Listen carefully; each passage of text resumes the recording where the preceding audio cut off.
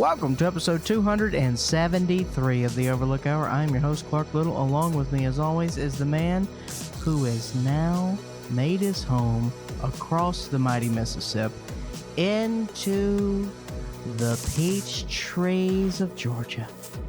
It's Randy Michaels. Hold on, before we hear from him, I want to know why you don't introduce me first when I'm the goddamn co-host. This is what I've been doing for 200 episodes. I know, but it just occurred to me now. Do you want to know why? Yeah, why? Here's why. Because in the original intro that we would do, it used to be just me and Randy. So I would always say, joining me as always is Randy Michaels. That's right. Then you joined on. So that's why. It's just a natural progression. That wasn't the original intro, though. That's when I started leaving the room. We've had so many iterations of this show. It's hard for me to keep track of how everything. We mix things up all the time. Also, I'm dying to know about Randy, but I'm also a little scared. So I'm trying What's there to be scared of, baby? Change. I hate it. Oh, no, it's all good. It's all good out here. I am in Atlanta, Georgia now. You may hear a sound of a train go by every once in a while. I do live near a train track, but as Clark knows, there's something about a train, so it's kind of a nice sound. Now, Randy, the old saying is that, the right side, the wrong side of the track. So where might you lay? That is a good question. I think I'm on a okay side. I've been to both sides, though. Both sides seem chill. I don't know about that, Russell John the Fisherman. Wait, what? Also, hello, everybody. That's how I brought you in, dude. Also, I know Clark doesn't appreciate or respect the French, but we got to say R.I.P. to French New Wave icon Jean-Paul Belmondo. God, we don't do that on We here. don't do that, dude. I do that. You know how many Man's a cool legend. people have died that we haven't said? It's very much like me to eulogize a French New Wave icon. I don't know about that. Has Godard died? No. All right, kill He's him. like then he 90 gets something. therapy. God, How old was this frog? 88. That's a good age. That's just a call nice him a frog. Where did the French hate come from? freedom, dude. Oh my god. No, I don't know. I just think it's funny that people want to poo-poo the French. I got no beef with the French. La beef. Oh No, I got jinx right there. dude. La beef is awesome. I have a French cookbook over here, dude. I'm pro France, baby. Excuse me, it's a French cookbook. There's like 4 countries I want to go to in Europe. France is one of those. Really? Why? Food. You gonna get that weird depression syndrome when people go there and they're bummed out that it's not like the art capital of the world everybody thinks it is? No, I don't care. It's about pretty that. cool. Okay. Well, you've been there? To France? Paris? Yeah. Yeah. What the heck? For a couple you went days. with your parents? Yeah. Yeah. Like 10 years ago, something like that. You went to go see the naked ladies dance. Why didn't you just go to the painted ladies? Or the hole in the wall They're right over here. where you can see it all.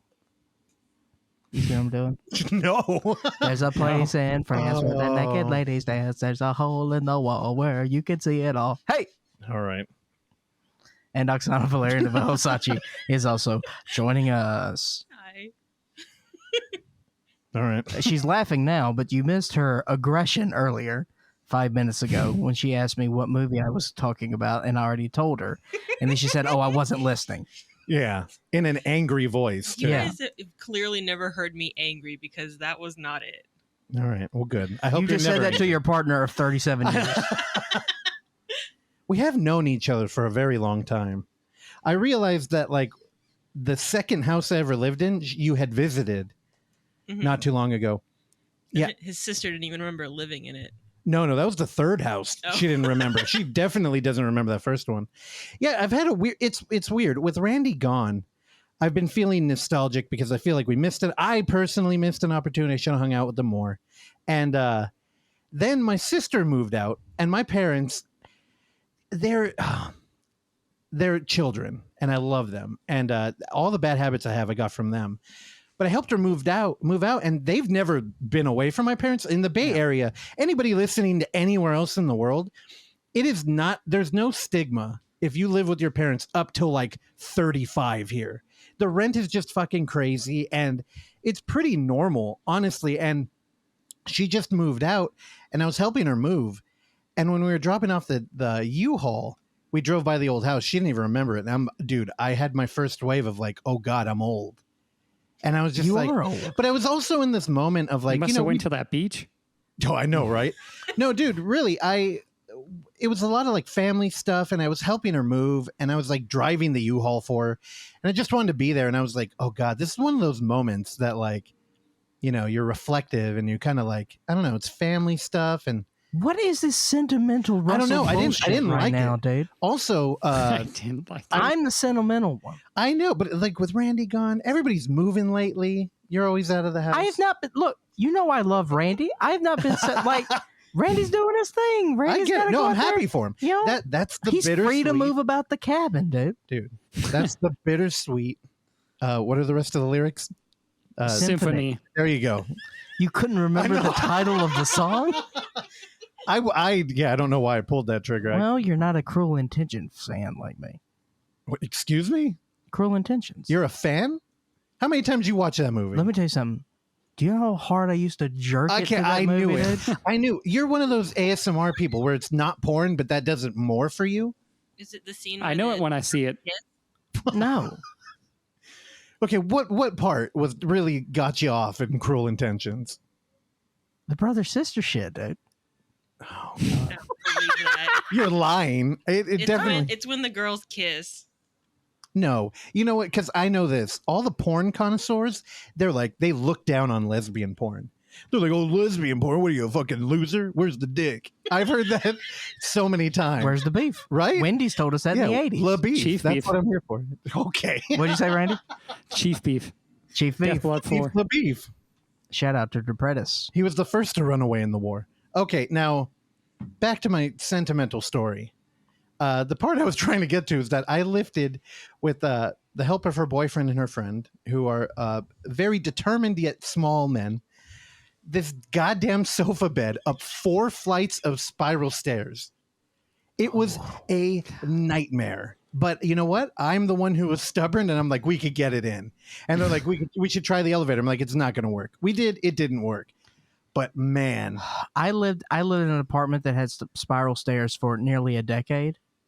And I like spiral stairs, but the second you got to move something down those. oh, yeah. It's dependent on, it can be both impossible and beneficial at the same time. Because if it's depending on the size of it, you can prop it up against the railing and kind of slide up or down. But there are some things where it doesn't work. Dude, I know what stairs you're talking about out here too. In San Mateo. Yeah. She doesn't live far from that building. Your stairs were terrifying. Yeah. Hers were the kind where it's like you're in a cement prison kind of thing. Yeah. So there's no give. It's either going to fit or it won't. Also, it's one of those things where you're getting the sofa and it's working, except it hits a light fixture up on a wall, like an ugly plastic, like this is a public area light fixture. And you really learn a lot about people. My sister's the type that freaked out, went, oh my God, we can't do that. And I'm the type who went, who the fuck cares? Well, There's no camera in here. It's like when we first moved in here, I didn't want anyone poking any holes in the wall. I know. Like, but then I looked and I was like, there are clearly holes in our wall from the last people who lived here. All over. And now we have animals in this house. Well, Temporarily, and that's because my sister's also moving. dude, what's up? It's like people are unearthed right now. Stephen Byro. There's a lot of movement in the planet.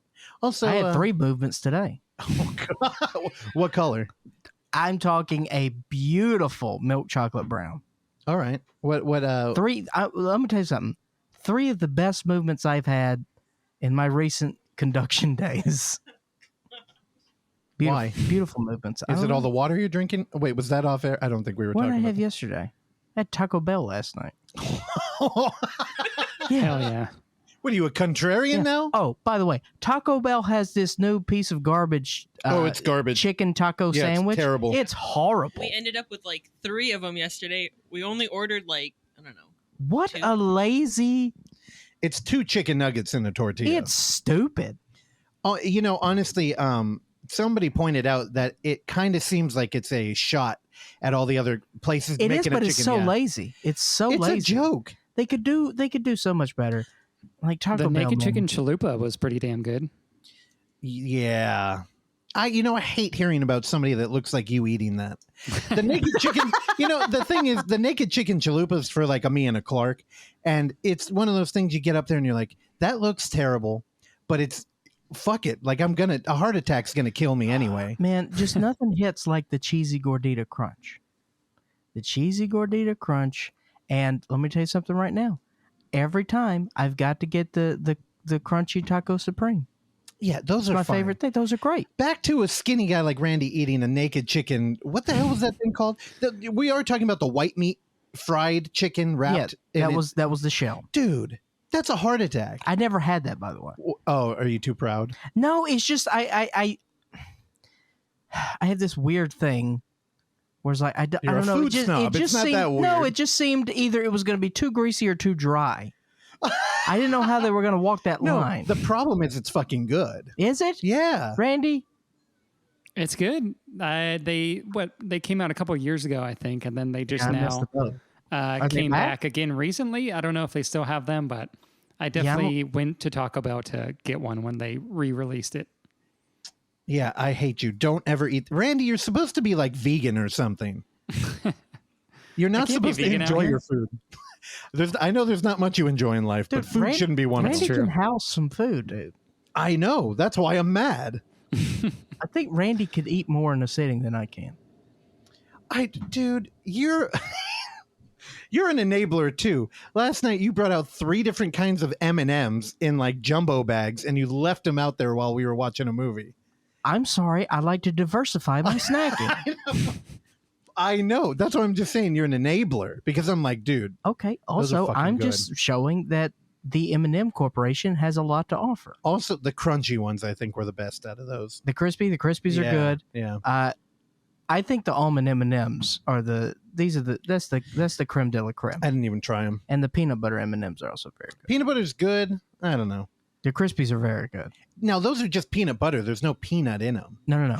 As I got older, I appreciate the peanut. I like the almond. The almonds are, oh man. Is there a nut in it? Yeah, it's a whole almond. Oh, It's- fucking almond. Oh no, it's wonderful. An almond is too adult of a nut. The almond is the parent of the nuts. With talking about like weight and Randy being able to eat anything. Yeah, I've I been- eat almonds all the time. Oh, see, Of course he I does. want to hear that. I want to hear you eating boring food. You're like celery and almonds. That's all I eat. You know what? Let me retract that. Almonds and pistachios. Pistachios are a very grown-up nut. Yeah, but they taste too good too. Pistachios are wonderful. There's a little bit of work required, which I like. And there's a sense of refinement to both of those nuts. Pistachios are good. Also, I like a sunflower seed too, because I like the work. No, now you're bringing trash in. Now you're talking It about is your very white redneck trash. uncle. I know. Well, no, that's Don't get me wrong. I am pro sunflower yeah. seed. Oh, you would, and you would spit those shells all over Well, I the grew place. up. I played baseball. I know you would see. You'd be proud about it too. You'd be spitting the fucking shells on the floor. You'd be like, "What? I'm a man." I'd be like, "You're a slob." I don't spit shells on the floor. You would though. Like I'm at a Texas Roadhouse, all right. which is a chain restaurant You're one of the dudes that where went, you take peanuts and you throw the shells on the floor. like Five Guys. I'm sure you did that shit. no, I'm sure you brought a date there. You're like, "This is what you do," and then you like push them on the floor. no, not.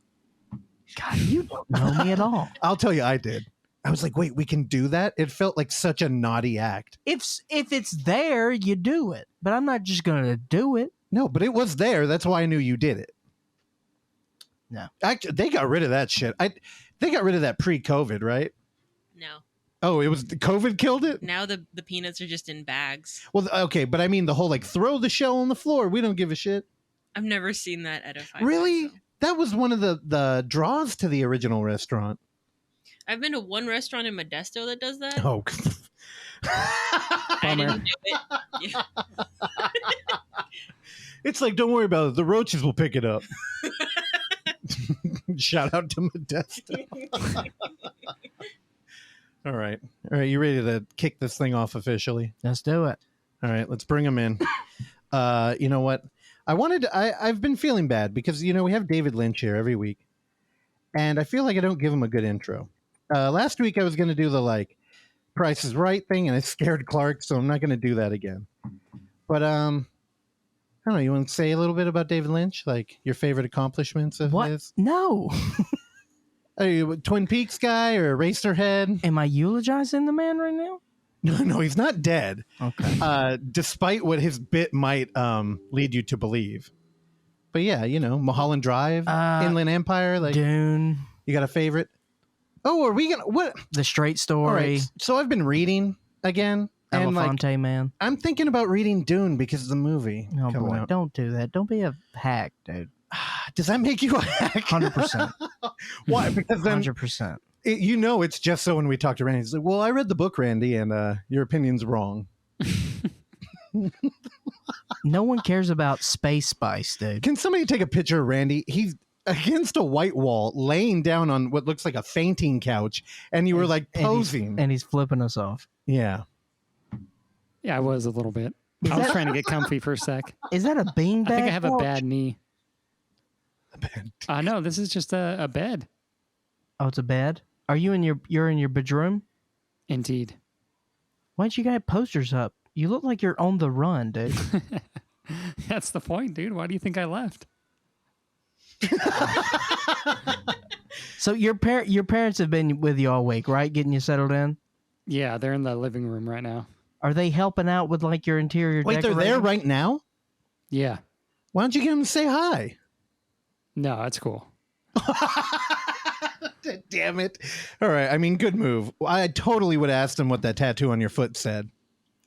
They don't even know. No, they know. Oh, I like how you backed off that. You're like, we're going to track them down and ask them, and they'll know the answer. Was that a big point of conversation when that happened? Not really, no. I was 18 and I decided to get tattooed. I mean, they weren't stoked about it, but... What was the reaction like? They're like, why did you have to put a penis on your foot? Like, did your dad put his head in his hand? No, I think maybe my older sister got a tattoo before I did too, so I think she broke them in. So then they're like, what did we do wrong? I'll tell you, when I got my first tattoo, which is a Geodude, that's a Pokemon for all you squares out there. I need a clarification. I jumped on my parents' bed and I went, look what I did. And I turned around because it's on my calf. And it was a very boring reaction out of them. Now that I'm thinking about it, I shouldn't even have mentioned. I was really into geology when I was in school. People used to call me a Geodude. Oh, God, I just love how he was sitting on that and waiting for it. Like that fainting couch. Anyway, here's the director of Fire Walk with Me, David Lynch. Good morning. It's September 6th, 2021, and it's a Monday. Today, I was thinking about the year 1959 and the song by Phil Phillips, Sea of Love. Everyone, have a great day. All right, thanks for stopping by, David. Again, Just songs, water, and coffee, dude. Director of Elephant Man, which looks like the cousin of the lead actor in the movie I'm going to talk about later. Oh boy. So what, you got a segment today? You got a little Rodney Dangerfield? No, I had to put Rodney to sleep. Again. I went over my parents again. All right. My mom mentioned it again. She loved that bit. You're really killing it with the older demographic. I know my audience, dude. All right. Well, I guess, after last week, which was the 13th run of the TBR report, I'm back. I needed a break after the last one, so here we go. The TBR report. Yeah, last week, man, I couldn't even pronounce the name of the movie. And just so everybody can remember, neither could Thomas Burke, who is the titular character of the TBR report. He's the TB. He's the TB. He's the TB in the R report. I don't know. All right. This one's a little daunting. This is art house as hell this week, Randy. So I'm going to recommend it to you only. Oksana, you watched the whole thing, right? Yeah. Okay. All right, let's get into it. How am I not art house, dude? I'm art shit house, baby. I get shit house over art house. You need Shithouse, dark. good flick. You need Never saw Dark it. House, dude. I do need Dark House. That's fair. I don't. Dark. Is this dark? No. Mm, Although you might like it. I'm like a mushroom, Randy. I need darkness. Oh my god. You are a fun guy. All right. And here's the email from Thomas Burke. He said, alrighty, this week I promised to recommend something in English after my flop last week ended up being something that none of us could even really pronounce the name of. Today I introduce to you Evan Jacobs. If you don't know who Evan Jacobs is, look him up on Vimeo because he's made a dozen of found footage films. And for only $2 a month, one can subscribe to his channel, or you can rent the films individually for $1 a piece. Thomas, why are you advertising for other people on our show? Anyway, I gave him, he can write whatever he wants. All right, back to Thomas. But today I want to take a drive back in time with you to the year 1998 to watch the movie titled Watching a Movie. 90 minutes of Jacob making a movie about himself attempting to watch a VHS tape of Bad Medicine by Harvey Miller on his television.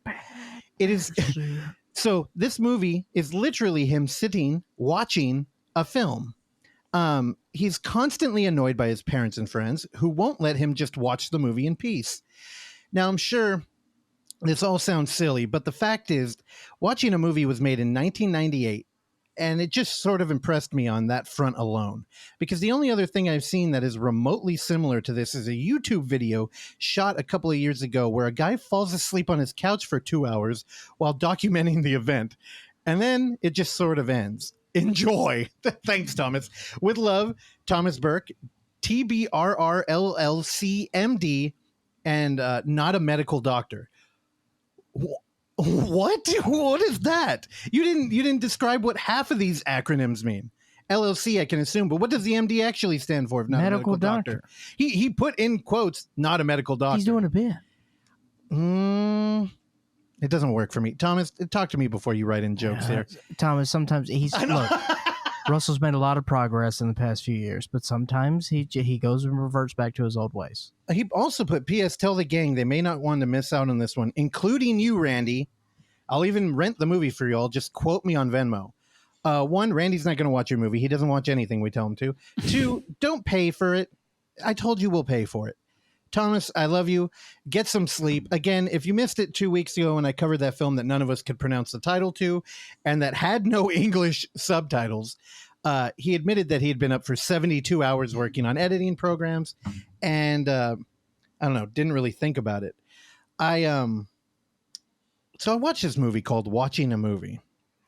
Watching a movie. Watch a movie. Watch a movie. Now, literally, the frame of this film here, if you need...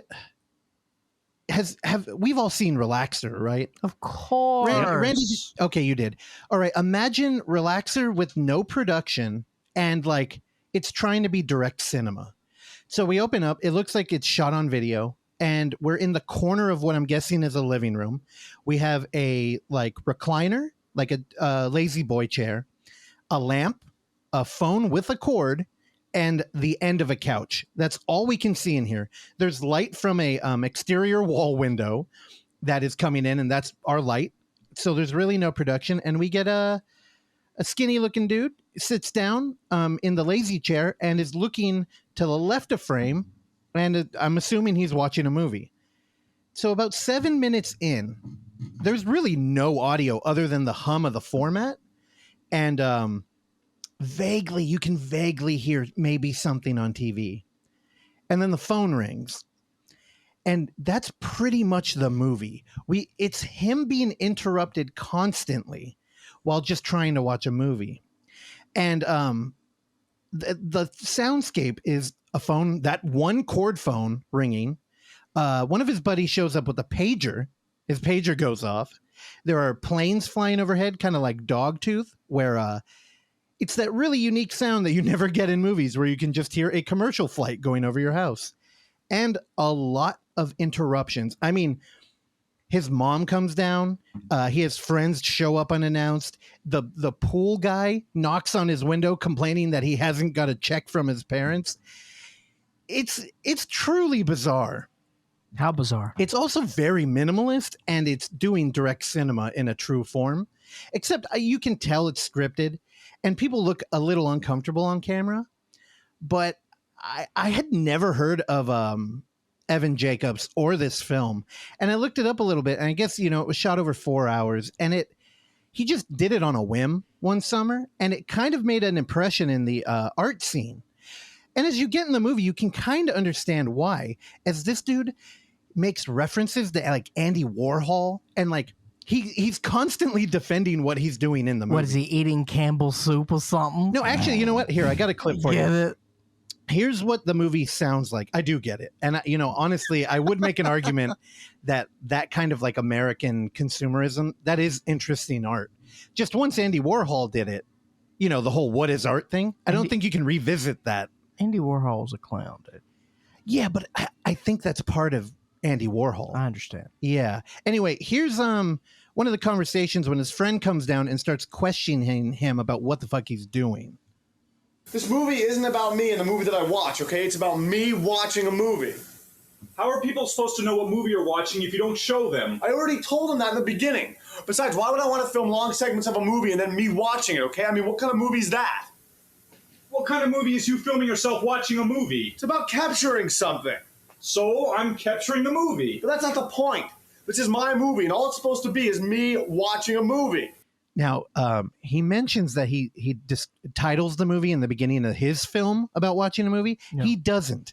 So I don't know if that's him lying and like that's supposed to be like a character description or something, but also probably looking too much into it. That conversation continues. Why would you want to make a movie like that? Who'd want to see that? I would. Why did Andy Warhol film the Empire State Building for 24 hours? Because that was the kind of film he wanted to make. He was making it for himself, okay? He wasn't making it for anyone else's enjoyment. Evan, who do you think is going to want to see this movie? I don't care, okay? That's not the point. It's just an idea that I had. Listening back to that, he's got a little bit of the Napoleon Dynamite going on. That like, oh, I want to watch him. Then he drops everything from like Andy Warhol to like Linklater to like a couple French directors I never heard of, which I thought was interesting because he really does execute this film as like, I'm a bored kid who's trying to do a project for high school or something. But I think he was really trying to make like, I don't know, like a statement. I don't know. I was thinking about it. This isn't like, a live stream because I mean, fuck, who knew in 1998 that there would be people making their living off of just like playing a game and having people watch them play it, which in its own is a little bit different because you interact with a video game. Where in this, you don't even get to see the movie. So it's not like MST3K where he's commenting over it because he doesn't talk. He doesn't react to anything. And when I looked up the movie, it's a comedy.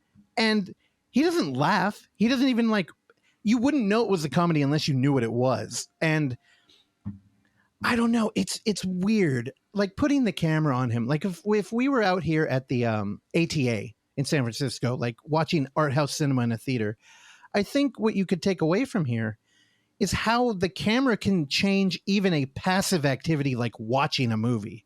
And I remember being at the premiere of Paranormal Activity, and you get in there, and this was at the Metreon, and the whole bottom floor area in front of the screen was just camera crew.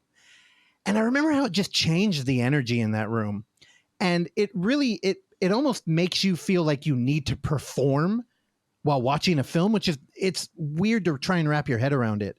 I also had that experience with the last Exorcism out during a Comic-Con where Eli Roth was there with the director, and they literally sat down in front of the screen with a bunch of cameras aimed at the audience. And it's a weird thing to think about.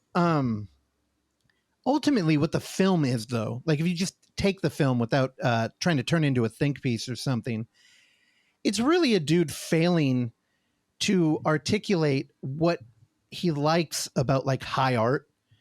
And in the process, it becomes one of the most dry comedies I've ever watched. And I think this is why you might actually enjoy it, Clark.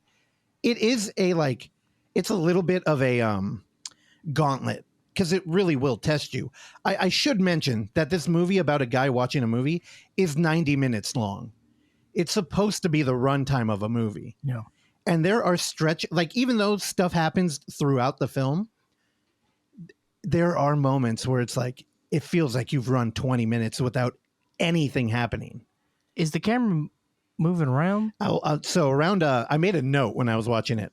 At minute 45, he gets into an argument with one of his friends that, he shows up and this guy's kind of on board with what he's doing.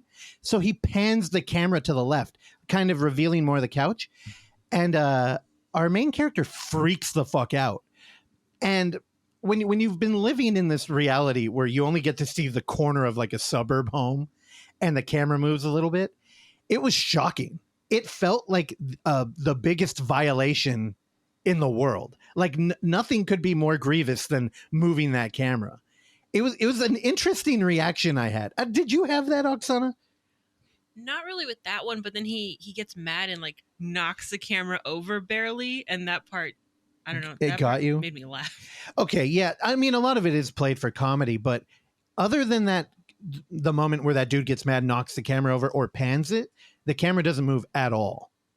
It's bizarre. I mean, honestly, if you've ever been to like a true art house thing, like we had Sam Sharkey on here like 4 years ago, and he was talking about short films where a camera is set up to watch the gears of a clock move. We're on that level. Just there's no BGM here. There's no music to guide you. It's literally pager beeps, phone rings, and planes flying overhead. Randy, I really think the thing is, I don't know what anybody really could get out of it. So I want to recommend it to Randy and you, Clark, but I don't know. Maybe we could have a cool conversation about it, but this was an interesting pick, Thomas. I really liked it, and I'm curious what else this dude has made. It did look like he made a lot, and we did buy the film for $1.99. So, Oh wow, yeah, I looked at his IMDb. The guy's pretty prolific. Yeah, but then you get into that conversation of like, does effort equate to like art? Like, what if you make a like no effort art piece, and then people pay $1 million? Now you're in too deep. You're overthinking this, dude. Because what is effort? You understand? Well, what is art if it doesn't provoke thought? Exactly. That's why you don't think about it. You just do, man. On that note, this concludes the TBR report. This concludes the TBR report. I wonder how much sleep he got before recording that outro. You can't force art, baby. No, you can't. And dude, honestly, this was pretty cool. I wouldn't recommend it to like 90% of the people I know, though. 90% of the people you know are jackballs, dude. This is like you set up a 3-movie day. You're out in the town. The first one at like 12 p.m. You get coffee and you watch this movie and you talk about it. And then you go on to watch like, I don't know, anything, a genre film, or I don't know, maybe some Marvel garbage. A what film? Genre. Thank you. Yeah, I don't have it on this page. Oh, what the I'm hell, sorry. dude? I'm not quick enough for it anyway. If anybody's interested in being our sound guy, Randy moved across the state or the country to get away from us, so we got an open chair. You just need a board pusher. Yeah, shuffleboard. Dude, that Brandy may be playing shuffleboard very quickly over here. He hasn't told you this, but he actually moved into a retirement community in Atlanta. I do feel that old. First floor apartment. Oh, no wonder your parents are still there. They're your neighbors. Yeah. Shuffleboard. Nothing. No. All right. It's Randy's turn. No intro or anything. It's just shuffleboard. Intro to what? To Randy. Here's Randy's hot take of the week. I don't have any hot takes. I've been chilling here, trying to move in. I haven't really watched a whole lot. I guess my hot take is that I watched something on Disney Plus called Cruella. Oh, that's what you kept. All right. That's your surprise? Yeah, I'm I just wanted you surprised. guys to cringe on the show, not pre-show. I mean, I watched a movie about a dude watching a movie. So True. Yeah, I don't know. It's absurd, but Emma Stone looks like she's having fun in the role, and Craig Gillespie, Well, yeah, 'cause she director of got like $40 million. Dude, that's the yeah, I'm meanest. sure. That's the meanest thing you could say about any form of art. It looks like they're having fun. Randy, you she's played in good. bands, dude. If your friends went and saw you play, and they're like, dude, it looked like you're having fun up there. I would hope they would say that. I would hope it didn't look like I didn't want to be there. Hey, that's what Andrew WK hears every day. Randy's just like, as long as it didn't look like I vomited a minute ago. Exactly. Oh, we're going to talk about vomit later. I know. Hell yeah. But yeah, the director of I, Tonya directed this, and Paul Walter Hauser's in it too. So there's some cool camera stuff. There's some like actual like long shots, and then some that look like, you know, they're like kind of like digitally assisted. So there's some cool filmmaking in it. But yeah, it's kind of just absurd and not that interesting of a movie. But you know, I liked it. Yeah, seeing his style kind of pop up in like a Disney thing. It was kind of interesting. Now, how's our boy Pete H? He got a big role in this? Yeah, he's like he's probably like the third lead or so. He's good. Interesting. Yeah, I heard a pretty good breakdown of the movie. I like that guy a lot. What Can we get that guy on this show? We can get him. What podcast? Oh, the Red Scare podcast. They broke that movie down, and I thought it was pretty entertaining. You listen to Red Scare, dude? Yeah. I started today. Oh, God. Why? I like those girls. I have a feeling Tim Dillon talked about it because I know he's buddies with them. So I'm buddies with everybody. Oh my God. I've thought about the Red Scare, dude. I know. I just I like calling you a Tim Dillon ripoff because it hurts you a little bit. There's a chink in the arm. It just shows your severe amount of ignorance. Oksana, take a picture of him. We need a side by side with Tim Dillon. We're gonna Photoshop in that liquid death. I know you don't have one up here, but I've been wearing sunglasses on this show for how long? Too long. Years. I'm trying to make. I'm talking about moving and family, and I'm trying to make eye contact. I can't tell what's going on behind those. If moving out of state is the only way to get me out of this house, I'm debating it. Oh, dude, it's fucking hot right now. I'm so sick of this house. Yeah. Hey, you guys were talking about it before I was even thinking about it. Yeah, but we don't pull the trigger on anything, dude. Yeah, that's what I do. I commit, baby. All right. Yeah, you committed to having a movie show with us, and you talk about Cruella for 45 seconds. I know. Hey. What about the fashion? Was the fashion good? The fashion? I've heard the one positive thing I've heard from everybody is that it was very the Dalmatian fashion was great. Although she didn't skin any dogs in that movie, right? Are there Correct. Boo. Are there real dogs? Or are they CG dogs? There's a lot of CG dogs. They don't actually look that bad, but I think there's some real dogs as well. Better than the Green Knight? Yeah, I would say it is better than the Green Knight. That fox wasn't that bad.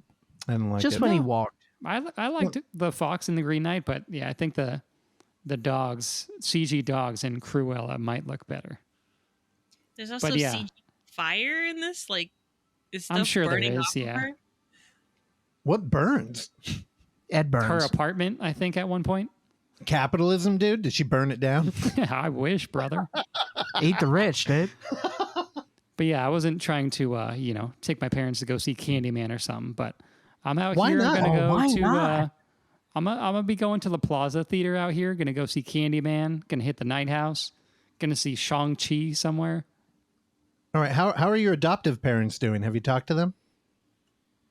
No, I think Christian has a show on Friday that I'm probably gonna go to though. Are you going to tell them you're going to be there? Oh yeah, he knows. Okay. You're like, hi, I'm your son. All right. Shout out to Christian and Colby. You know Cellar what? dwellers love them. The first time I saw that Shang-Chi trailer, I was like, this is Wait, not... who? Shang-Chi? Shang-Chi, isn't that the name of the Shang-Chi? new New one? Marvel, yeah. I thought Yeah. it was like Shang Li. But then after the 8th time I saw that trailer, like, you know what? This is a father-son thing. You're like, it's working. Maybe. You got Aquafina's in there. Oh. True. Sextina Aquafina. I like Aquafina. She's a porpoise. What? In that show I gave up on. BoJack? I can't ever finish them. I thought you Great finished show. BoJack. I love BoJack. Depressing Yeah. show. When the final season came out, I went, okay, I got to rewatch it. Never touch it again. Dude, I did that. I still never finished *Halt and Catch Fire* because I didn't want to finish it. I have no idea what that is. It's a great show. I got Randy on the show, and then he It's a finished computer. it. It's a show about computers and nerd shit, but it's really good. In the 80s. Oh, okay. And then when I got on that Mr. Inbetween kick, I held off watching the final episode for like a week. But you did. And I finally watched it. All right, cool. I like it. It was good. All right, Randy, anything else? I mean, how's Atlanta going, as a whole? Is it, how warm is it? You getting acclimated to the humidity? It's been good. It's only been about like 80 during the days. I did go to the Atlanta Jazz Festival for a little bit yesterday in Piedmont Park. That was fun. Well, now, this is an outdoor music festival of some sorts? Yeah, it was free. So just went and hung out for a little bit and got some food and walked around. There were food vendors? Yeah. I'm not a big fan of like contemporary vocal jazz, which is what was happening when I was there. Yeah, me either. I'm more of a bitches brew type of guy. You know what I'm saying? Oh, okay. All right. I'm more of a witch's brew type of guy. More of a Miles Davis. Okay. More of a Miles Davis fan.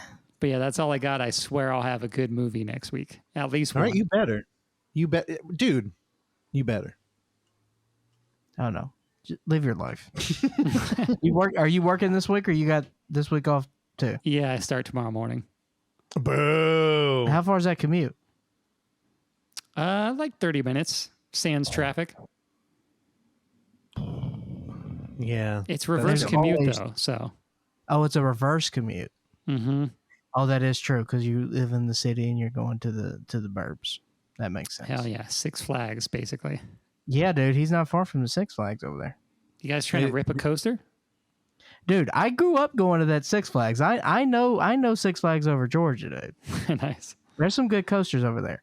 The Great American Scream Machine is a very overly long wooden coaster. Okay. The Georgia Cyclone. I'm a fan of the Georgia Cyclone. Hold on. Back to the wooden coaster. How painful on a scale of 1 to 10? Okay, so I will say that the Great American Scream Machine. All right, there are 2 wooden coasters that I can think of at that amusement park.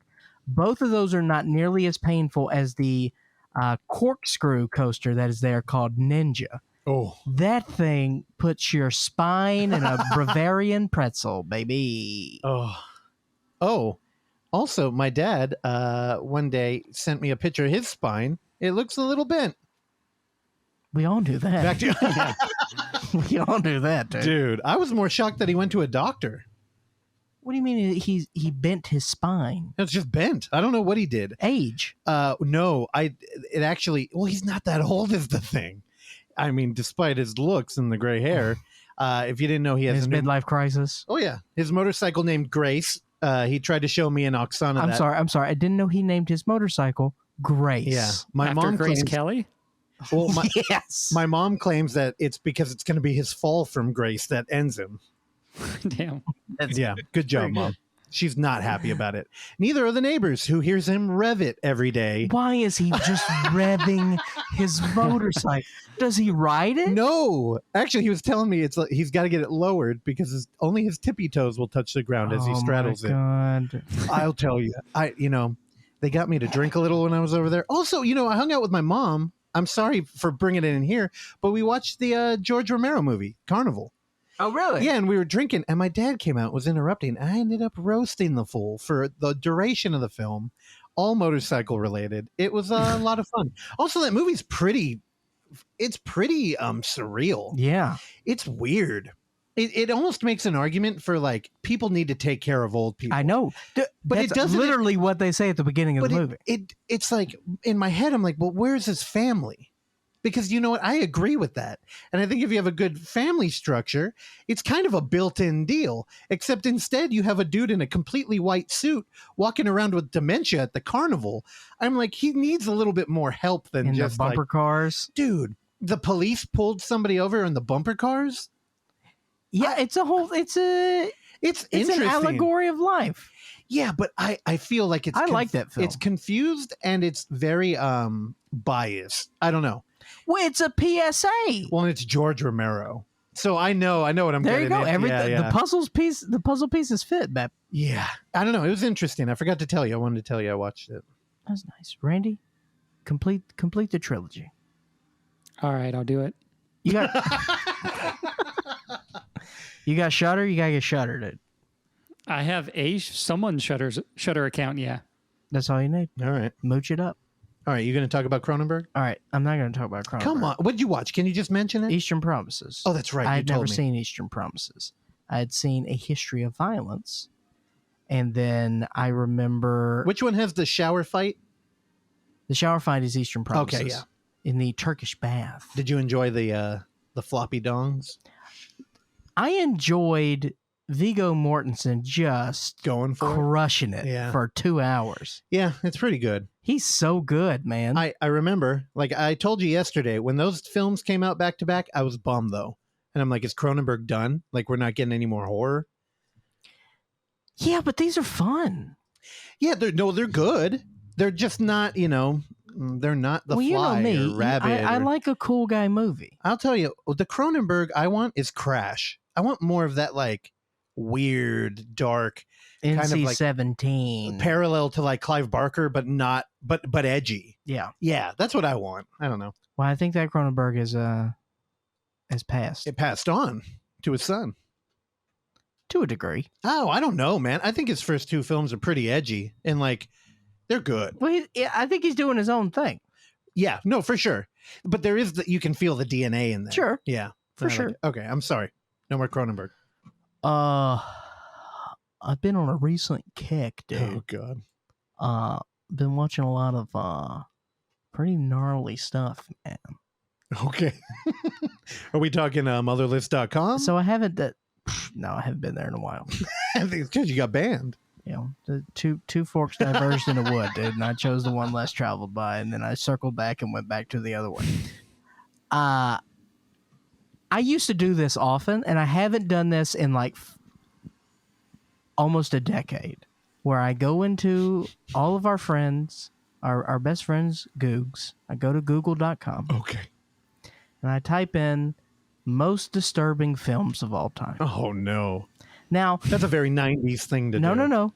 I do this now because now's the time to do things like this, because now you'll get just random list pops up of people who have no credentials whatsoever of listing what the most disturbing films of all time. Oh, okay. Yeah. So BuzzFeed list will pop up. Whoa.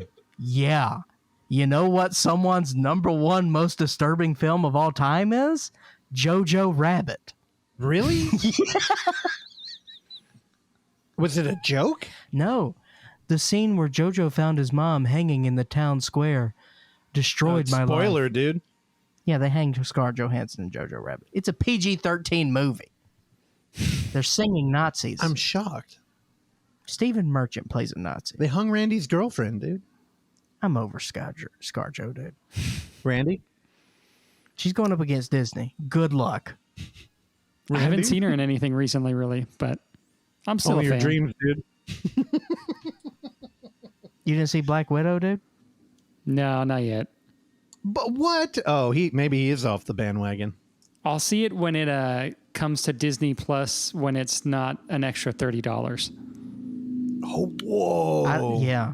Well, that's what Cruella was. Is Cruella cheap it's now? free now. Yeah, it's free now on Disney okay. Plus. Okay. Whatever. Good for you. You beat the system. And more's to come from this recent Google searching that I've been doing. And there's a couple movies that I've just sort of, I've missed. And the one I want to talk about today is one that I've known about for a very long time. I remember when this film came out, I believe we got it at the video store, but I did not particularly care for the cover. It did not really grasp me in a certain way.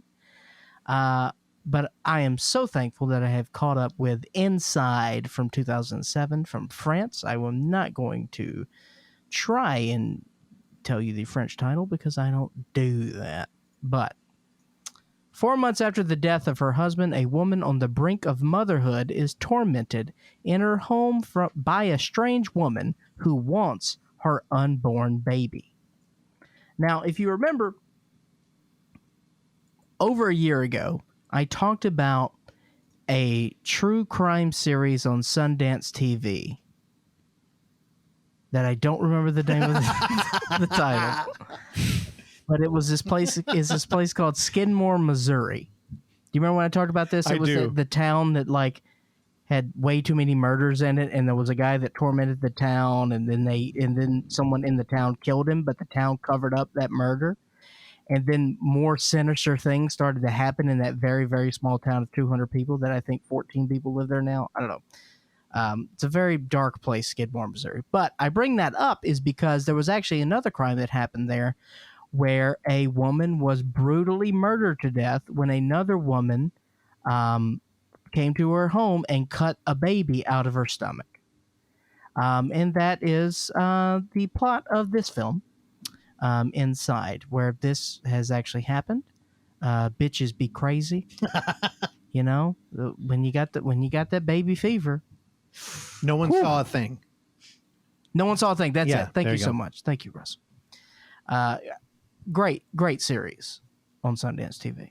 But anyway, with Inside, essentially what's happening is that you've got this mother who is played by Alison Paradis. Again, Paradisimo. Paradise. She's preggers, okay? Now, the movie opens up with a CG baby in the womb. Oh, dude. Mm-hmm. Yep. Now, this is a 2007 CG baby. Oh, man. I So love it. it doesn't look too far removed from the Ally McBeal CG baby. Oh, I was thinking of like who's talking now or whatever. Kind of. Yeah. And it's just, Mama. chilling in the fluid, and then a car crash happens. Oh. Who let that baby drive? John Travolta. So the baby lives. The baby's daddy does not live. Oh, So we talking Babadook right now? So the mother. Can I spoil this movie or no? I mean, dude, it was pretty popular. You'd only be spoiling it for me and you. Oksana. It's 15 years old. I know. I could turn my headphones off. I don't want to spoil it. Okay.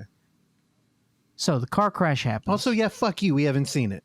Go ahead. The second I started this movie, I'm like, oh, I should watch it with you guys. And then I press play again. Hold on. Now, let me ask, because maybe I did watch it the minute it came out, and I just don't remember it very well. You would remember. Now, this is a holiday movie, right? Christmas involved? It is Christmas adjacent. Is there a shot where somebody's on a couch and the camera pulls back and like it's very slow and then it reveals that somebody's been behind her the whole time? Or is that a different movie? It's a different movie. Okay. Yeah, okay. Well, actually, no. I think that does happen at the beginning. Wait, how do you not know? Because the way you're describing it is stupid. Because you're on your damn phone. That's why. No! This movie's in France. Here's Clark watching a movie. I'm doing research. I had to do that last night. We'll talk about it. Okay. Okay. You can't just randomly throw me foreign movies, Okay, dude. okay. I know. You have to set the table. All right. And you threw me under the bus yesterday, and I had to get out from under that bus in France and eat a baguette. Okay, the movie here you're hinting to, I'll talk about next, but I'm curious how you went on to watch this movie after. Like, did something dark open up in you? I watched this movie today, That's what I mean. this morning. You're like, yeah, that wasn't dark enough. I'm going to follow it up with Dude, I've just been chasing the dragon, dude. that cigarette smoking's really taking you down the... I switched brands, How many times? I see all your collection of cigarette packs downstairs. but I'm still American Spirit. All I right. went Black Pack. They're delicious. Also, Lucky Strike, dude. Soft pack? No, stop with the soft pack. No one's gotten a soft pack since 1955. All right, please, if you've ever bought a soft pack of cigarettes, which I know nobody in our audience does because they don't smoke, they're smart people, beautiful Yeah. people, email us and let us know. And then Yeah. I'll read it on air to Clark. If you are an original cast member of Grease, give us a call. All right. Soft pack. So let's go back to France. Car crash happens. Sarah is our protagonist. All right. She lives. Baby's still with us. Daddy's dead. So now it shoots up 4 months later. Sarah's in her house. She's very pregnant. The baby is late. The baby should be here. Baby's not here. So she's setting up the plans to get the baby out of there. Night before they're supposed to have that baby, someone comes in the house. And that someone's a lady. And she wants that baby. Oh, okay. Now, the main weapon that is used in this motion picture is a pair of scissors. Now, this is not just your random, regular set of house scissors. These are heavy-duty fabric scissors, okay? Okay. Have you ever held a pair of those stainless steel fabric scissors? I believe my mom had a pair that were branded "Mom Scissors Don't Touch." They are heavy-duty. Yeah. A lot of them in Cruella.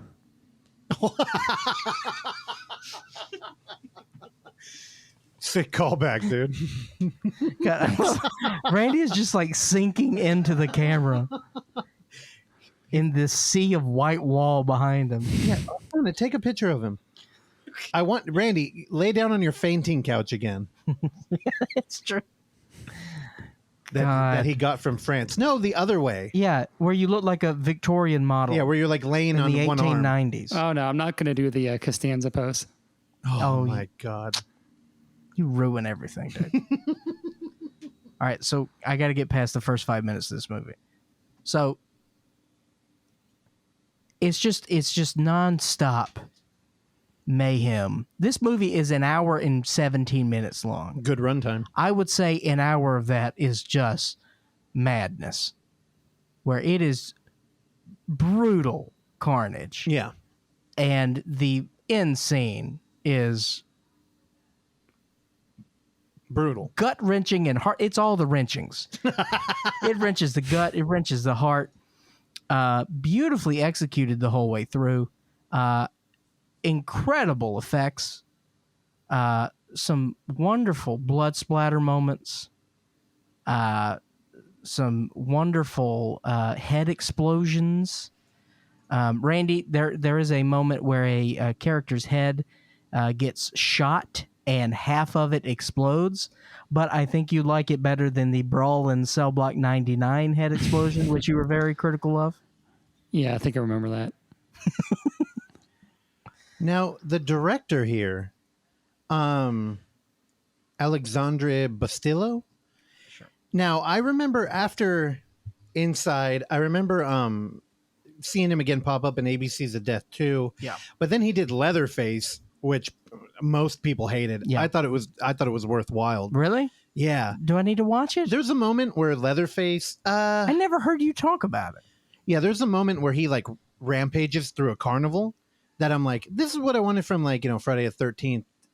Jason Takes Manhattan. Now, is the same guy playing Leatherface, or they get a new guy to play Leatherface? I think Gunnar Hansen makes an appearance. Not Gunnar Hansen. I'm talking about the new Texas Chainsaw guy, the guy from the program who took over. Oh, I don't know. Starting defense. I know they made a big point of Gunnar being in the beginning. Like, there's kind of like a flashback thing. Again, it's another like Blumhouse, not a sequel, not a reboot, kind of like mashup. He's been dead though. Well, after that that came out in 2017.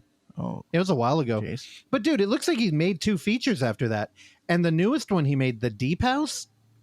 A young and modern couple who go to France to explore an underwater house and share their findings on social media undergoes a serious change of plans when the couple enter the interior of a strange house located at the bottom of the sea, and their presence awakens a spirit that haunts the house. That's a clunky synopsis, but dude, I want to watch it. That sounds stupid as shit. What? You don't want to watch vloggers go underwater? Who built the house under the sea? Hold on. So a house underwater is haunted, and vloggers deep sea dive to go in it? Yeah, that's whack, dude. Dude, that's no. Shut up, Cruella. You continue loading furniture in your house like more fainting couches. If you go looking for trouble, you'll find it. Dude, an underwater haunted house. That's enough. I want to watch that. We're going to watch it. I'll watch the trailer. What if I told you there was a pregnant lady and her baby daddy died in a car wreck? I'm back in. Okay. And then there's CG fire in the underwater haunted house. Also, highly the actress from Inside is related to the star of Yoga Hosers. Okay. What? I wish I Lily could Rose mute your Depp. mic. What if I told you the house was flooded because of a yoga hose that wasn't turned What if off? I told you I'm sick of you saying all the things you're going to tell me? Okay. I'll turn my own mic off. Inside is great. I think you would. How could you not have fun with this? Yeah, it's rough. You know, no one wants to get a baby stolen from their womb. I'd rather go inside an underwater haunted house. But I don't know, man. I think there's a lot to like here. Yeah, dude, it's part of the Splat Pack. Like when early 2000s France was just firing. It was that was the whole thing. Like here, High Tension, Martyrs. It's all all there. Cool. 2 is all you needed. I was gonna make fun of you if you couldn't pull them. No. Though. Cool. Well, Martyrs I think followed this one.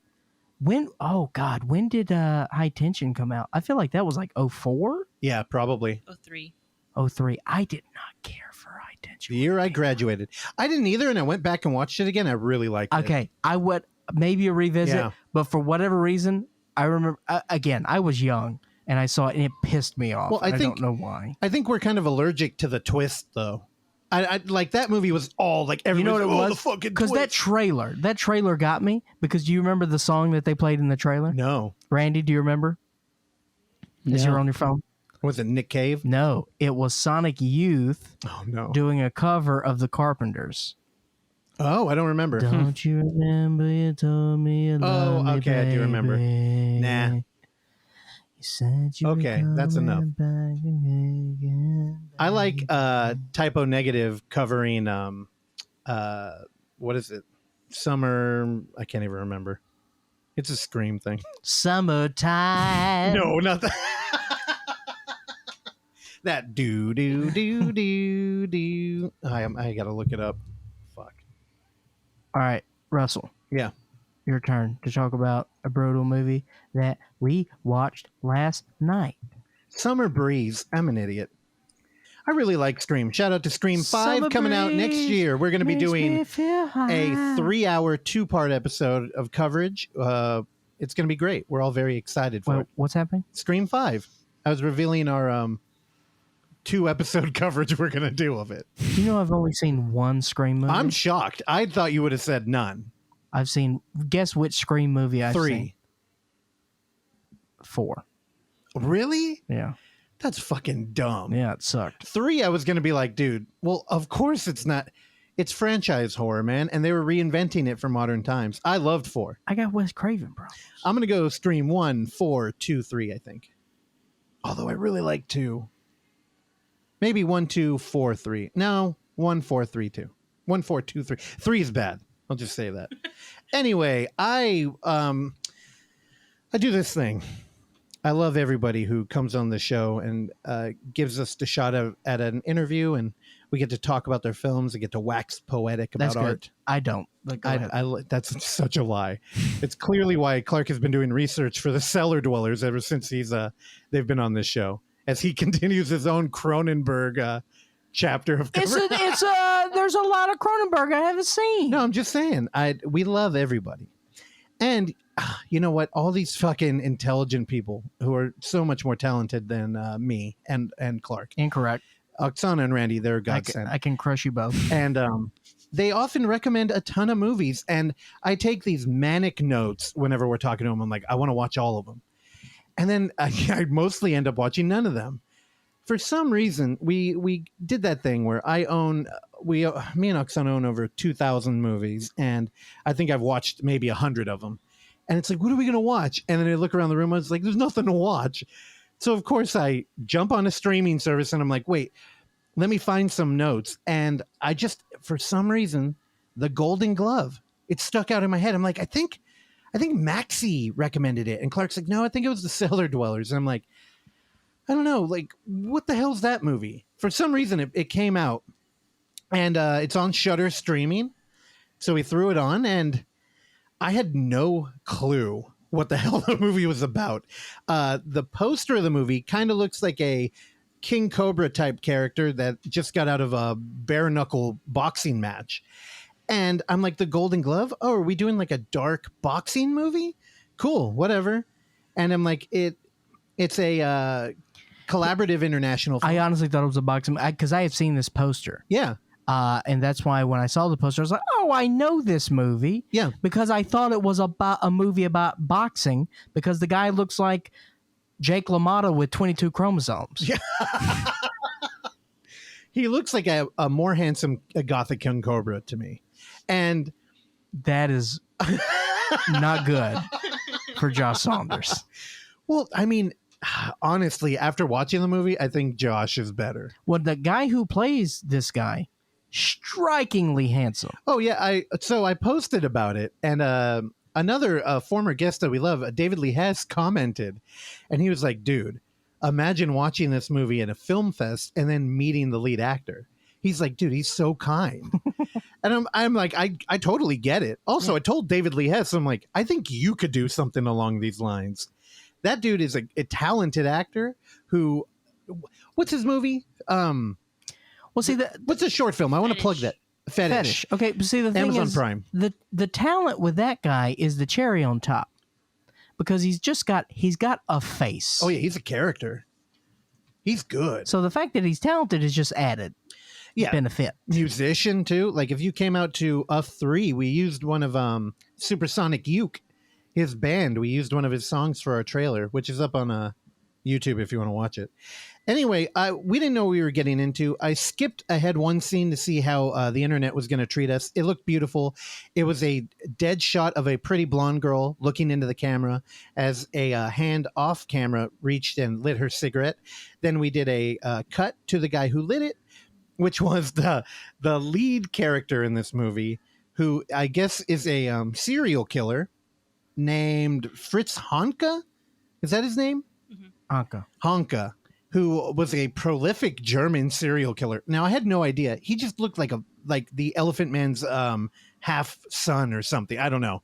He what a striking, horrific face. And again, picture's worth a million words. And I thought it was like, oh, this is like a romantic thing about a boxer who's brutalized and he meets a girl.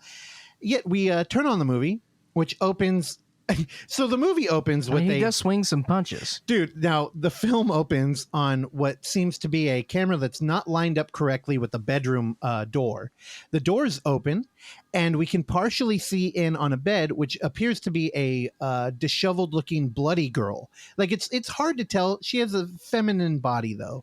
And we have a male figure walk in tighty-whities that are not tidy or very white anymore, who straddles her and starts shoving her into a garbage bag. And it lingers there. And I believe the first thing we said in unison was, what is this, a Randy movie? And then we went off on a stream of what Clark said could only follow up with, God, we are pretentious, as we tried to describe the color correction, the framing, and overall feel of the film. It was one of the more disgusting conversations we've ever had. But it was earnest. We meant it. You're like, well, this is kind of like Haneke. And I'm like, I don't know. I'm getting like Yorgos Lanthimos here. And there was like, oh, Von Trier. Oh, Von Trier. And I was like, we shut up. I know. Stop. The thing is, I hate it. We had honestly a Terry Gilliam type of set where it was a little bit, it was very lived in, this apartment. I'm going to tell you right now, at the end of the film, again, as Russell preluded, this is based on a true story. Yeah. So they actually show some, real, as it were, crime scene photos that happened at the end. We're not doing what our buddy likes to do. Farron with the open up with the real shit and then fall into yeah. This is all in the credits. And the set design is to the T of that apartment. I don't know if they built that set. There's money in this movie. The production value is incredible. But because this place is disgusting. Now, and it looks authentic. Now, I mentioned Terry Gilliam because he has like a dreamlike set design where it's kind of like reality a step too far. And then you get films like Brazil, which are like just a dreamscape. But in this movie, it's like a reality that's like too clear. It's almost like when you're at a baseball game and you're looking at the field and you look up at the big screen and you're like, why does the big screen look better than that field? And even though it's the same thing, we get that hyper realism in his apartment, which has vintage porn plastered all along his walls. All covers the walls. Then he has a little couch that looks like it's never been cleaned and covered in years of grime. And also it's covered in children's dolls that look grimy, but, you know, they're porcelain and intact. He has an ashtray that's overflown with butts. He has many a empty bottle thrown about his apartment. And our first introduction is him dragging a girl in a garbage bag outside into his front room, where he proceeds to take a handsaw to her throat. And he stops briefly before he cuts into her, gets a key out of a shoe, opens up a closet, swigs a bottle of vodka, and then we get a different cut where we can't see the girl's head. And no, it was not vodka. What is it? He had his particular brand of liquor. What was it? Schnapps. Oh, schnapps. You're it right. It was always schnapps. Which is really the dirty. You know, when I was younger, that made it really sad. I would drink like Goldschlager and stuff, and I'm like, God. It was hard hitting, but it kind of tastes like gross candy. And there's something about the schnapps that just really made it. So I briefly talked to Christian. He commented in the post, and he was like, "Wow, talk about a movie that makes drinking ugly." And instantly I thought about all the times we've talked about Wake and Fright, where that movie demands you have a pint in front of you. Oh, man.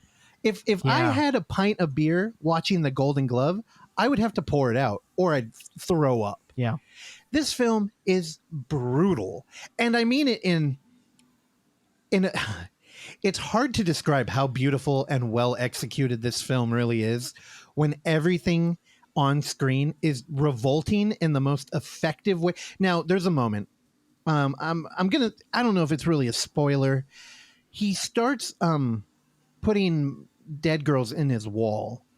And what he does, there's a little panel that opens up, and he ends up taping it closed to hide the odor, and he puts up car fresheners to try and hide the scent. It's wild. Now, at one point, he has to open the door back up to fit in another body. And when he breaks the seal, and oh my God, there is this the most natural reaction I've ever seen to somebody encountering the odor of a dead human. I am not squeamish by any regard. I would happily watch this movie again right now. It caught me so off guard and felt so genuine. My stomach turned, and if he would have just kind of turned and puked, I think I would have lost it there. A wave of nausea and permeated throughout my core. And it's an odor. You know what I mean? It's hard to be impactful when describing an odor in a movie. And dude, the fucking acting, it did it. And I was just, my stomach churned. I was eating kettle corn at the time. I put the bag away. People always talk about Rob Zombie, oh, that movie makes you want to take a shower. I mean, no movie's ever going to make me want to take a shower. This one, I was tempted. It made me want to take a shower. Everyone in the movie, he keeps saying girl. He was putting a girl in the back. It's like an older lady. Everyone looks like they haven't showered in 2 months. They're sweaty. They're all drunk.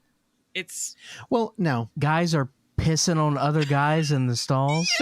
So the Golden Glove, it turns out, is the name of a bar that they hang out in a post-World War II Germany. And it's in the red light district. 1970 Germany, yeah. And I'll tell you, they slowly reveal that. And just the way that they kind of let the audience in on the mise-en-scène in this film is so impactful, because there is another story happening parallel that doesn't involve our serial killer friend, and it involves 2 kids. And one of them becomes a point of obsession with our lead, as she's just a pretty blonde girl. Yeah. And, their paths are going to cross at some point. And she becomes his holy grail. Dude, it's gnarly. If you follow me on Instagram, I put a picture of her up where he was fantasizing her tied up in a, what I'm guessing was a walk-in freezer full of sausage. Yeah. Which, again, every now and then I flirt with these diets, and I'm like, I'm only going to eat meat, and I'm only going to eat broccoli or something. And I love give me a turkey Please, dog. as your roommate, don't only eat broccoli. I know. No, You're gonna be ripping all day, dude. So in this movie, they introduced me to jarred, skin-wrapped meat. These sausages that come out of like pickled water. What the hell was that? Oh God. It was foul though. This movie. Could you imagine them playing this movie in like a dinner theater? Oh, it's like the Alamo. What a terrible decision. Well, I mean, I feel like, oh man. So we were lucky enough to out here to have Mike Keegan intro a lot of these movies. Like I'm guessing it would play at a Terror Tuesday. I feel like you would lean into that. They'd probably have a menu for it, like a Greek dinner or something. You know what I mean? And like, yeah, and that's a good dude. And I think if you played with it right, it would be good. But if you didn't tell your friends and you brought them over and served them spaghetti or you something, didn't give them a heads up. Oh, people would get mad. And this is somebody yelled at me and Oksana for showing them Good Night Mommy. Good Night Mommy. Dude, what if I showed them the Golden Glove? Forget about it. And I'll tell you, I know I'm really raising the bar up here for gorehounds, but honestly, this is a movie that Unearthed should have got. I feel like to meet that highbrow, this is a big movie, high gore. I know, and it would have been a catch for them. I'm not sure who put it out. I think Warner Brothers. Oh, Warner Brothers Yeah. did, yeah. What the hell is that? I know. Warner Brothers is notorious for having terrible Blu-ray releases, and they never let their IPs out of the vault. So, like, you'll never get a good edition of this now in America. But, in Europe, it'll probably be put out on fucking Arrow with, like, a nice slipcover and 5 discs or something. So this film was not well received by the critics. Yeah, because they're fucking hacks. Because of I think just because of the sheer amount of depravity that happens in this. Oksana, Look, here's the thing. It walks, as I didn't mean to cut you off, but No. it walks a very interesting line where this movie is both hard to watch and easy to watch at the same time. All right, hold on. Can you look up the Rotten Tomatoes score for this and it's for Ted Bundy? For both of them. No, go ahead. There's probably not going to be one for Ted Bundy. Well, that in was a its own Fathom would be a event. statement. There may be a couple reviews, but they probably didn't aggregate. But it's probably 0 because there's probably like 2 reviews and they're both negative. But I think this one was in like the 57 to 53 range, if memory serves me. Looking, Which is garbage too, because a lot of the stuff we watch, people will punch down, as we refer to it, on indie films because there's not a lot of budget, or maybe they didn't have the best talent that's out there. Yeah. But the ideas work, and the film can ultimately work. In this film, every form of traditional filmmaking is at an A+ standard. Everything. Oh, it's look, like I said, it's easy to watch because of the barfly stuff. Oh yeah. A good portion of this movie takes place at the Golden Glove, where he is, trying to basically recruit his next victim, but he has built a community there with all these other characters that are at this bar, and we kind of get to meet some of them that turn out to be. This movie is like it has a very pronounced sense of humor that starts early on and persists, but it keeps. It's absurd, but it's absurd early in the movie to where it's just an easy ride all the way through. If you're revolted early on, I think you would miss it though. Like if you're on board with this film, the humor comes through. But dude, if you're kind of like squeamish and looking at the floor, which is, something my sister has done in the movie theater. But this is not a suffocating look at a serial killer. You know what I mean? Oh, I don't know. No, don't get me wrong. Like, it's depraved. It's a hard watch. It is a hard watch, but there's humor here. Yeah, and there's care. You gotta be holding hands on this walk to catch it, though. I really enjoyed this. Was there anything for Ted Bundy? Oh yeah. Okay, so you want to guess? Give us the scores and then we'll guess. Wait, what?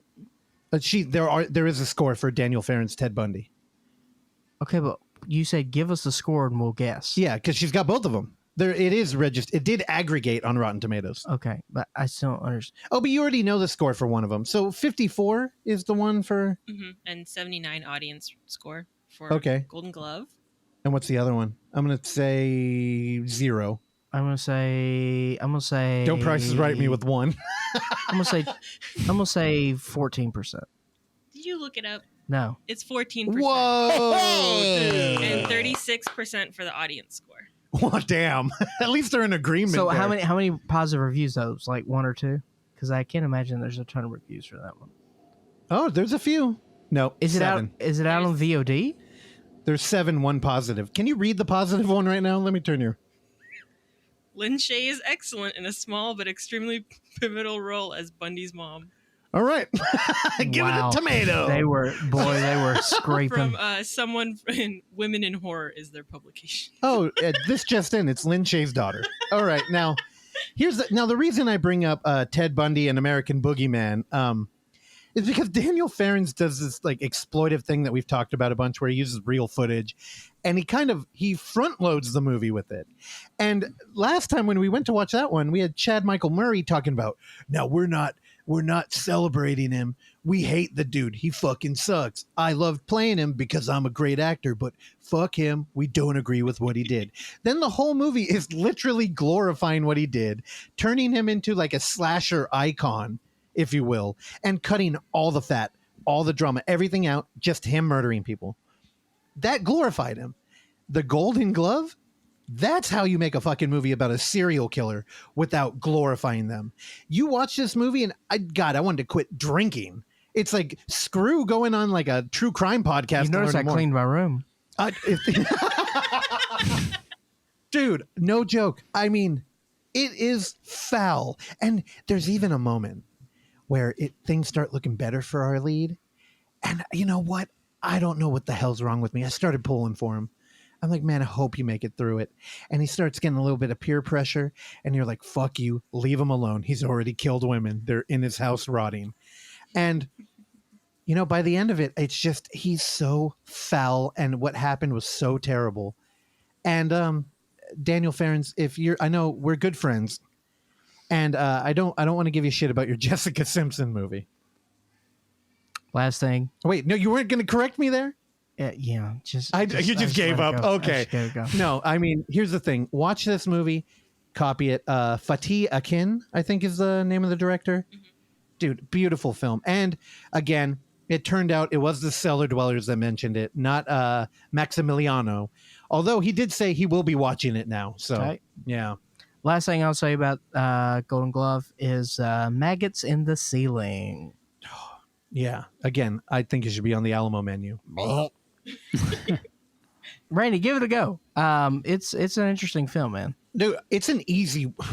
That's what I said. Easy and hard, man. Well, the thing is, as far as like, it's brutal. How fucking just visceral and brutal the imagery is. It's a little bit of a hard watch. But as far as like a genre film, it's an easy watch. It flies by. There's a scene where, So our character has a type of women he likes to kill. I don't know. And these are fat old whores. I don't think he likes them. I think it's just what he can get. Beggars can't be choosers. That's type. No, because I don't think he's aware of that. Hey, the old adage, you hit what you can get. That's not an old adage. That's not a type. That is a type. Because all the women he actually lusts after are like young blonde girls. Okay, but that doesn't. But it doesn't bring home the bacon, does it? So it's not his type. His type is what he can bring back to that sewer. Oksana, you should know this. Is you settled for me? Let me turn off the mic. Go ahead. And there's a scene where he executes one of these poor ladies, and it was the longest strangulation scene I may have ever seen in my life. I don't know. I think if you go back onto BuzzFeed, you will find top 8 strangulations that went on too long. Jojo Rabbit. No, not too long. It just felt very real, which everything in this movie does. So I don't know. She was eating the scenery. You know what felt real too was that bar. Now I don't think real too. I don't think you real 3 on the way.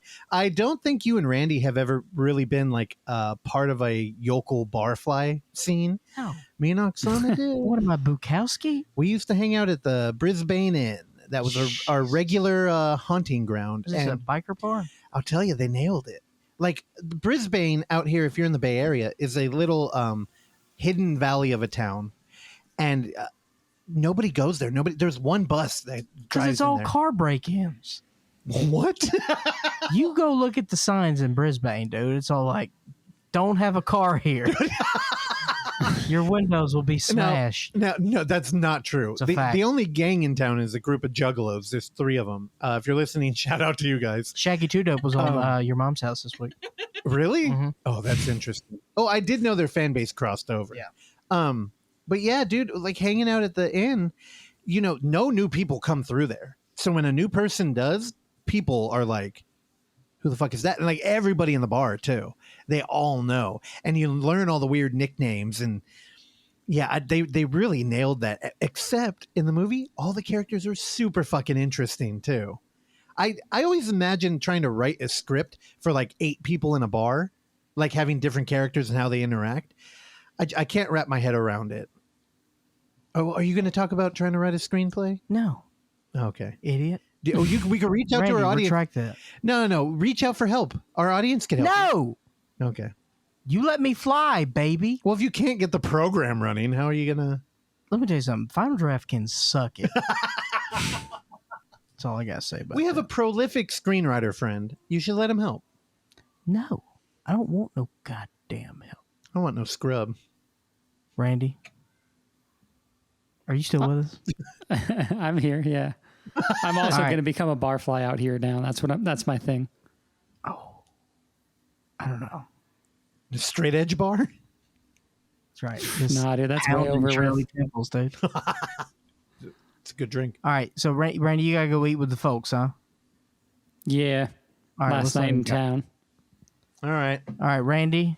Where are you taking the parents to dinner?